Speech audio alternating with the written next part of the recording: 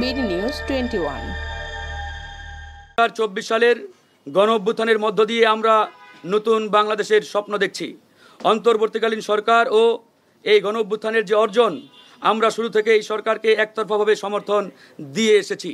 যদিও বর্তমান এই সরকারের একমাত্র স্টেক অর্থাৎ ছাত্র প্রতিনিধি যারা, তারা বলে আসছে এই সরকার একটি ইনক্লুসিভ সরকার। এটি পুরোপুরি একটি মিথ্যাচার, কারণ এই সরকার কোনোভাবেই কোনো ইনক্লুসিভ সরকার নয়। আজকে যদি আমরা প্রশ্ন করি, এই বিপ্লবে গণ অধিকার পরিষদ, বিএনপি, জামাত সহ বিরোধী সকল রাজনৈতিক দল সোচ্চার ভূমিকায় ছিল এবং অগ্রভাগে তারা নেতৃত্ব দিয়েছে। কিন্তু আজকে এই সরকারের দিকে তাকালে বা এই সরকারকে প্রশ্ন করলে যে এখানে গণ অধিকারের প্রতিনিধি কোথায়, জামাত ইসলামীর প্রতিনিধি কোথায়, বিএনপির প্রতিনিধি কোথায়, তারা উত্তর দিতে পারবে না।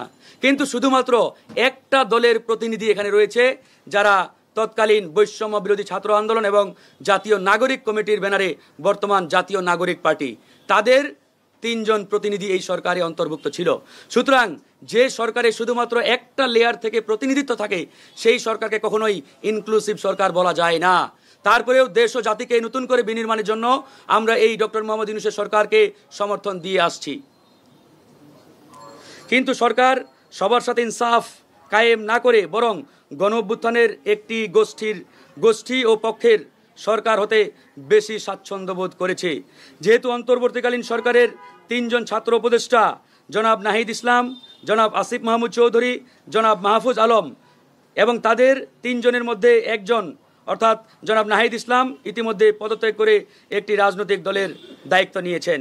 সেক্ষেত্রে বাকিরাও সরকারে থাকার যে নৈতিকতা, সেই নৈতিকতা তারা ইতিমধ্যে হারিয়েছে।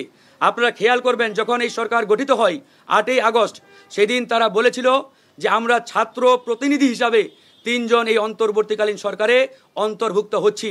আজকে যদি আমরা প্রশ্ন করি, যারা ছাত্র প্রতিনিধি হিসাবে এই অন্তর্বর্তীকালীন সরকারে অন্তর্ভুক্ত হয়েছিলেন, তাদের মধ্যে একজন এই সরকার থেকে পদত্যাগ করা মানে 3 জনেই পদত্যাগ করা। সুতরাং ছাত্র প্রতিনিধি হিসাবে এই সরকারে আর কোনো পদ পদবি কিংবা কোনো বস্তু অ্যাডজাস্ট করার কোনো কথা নয়।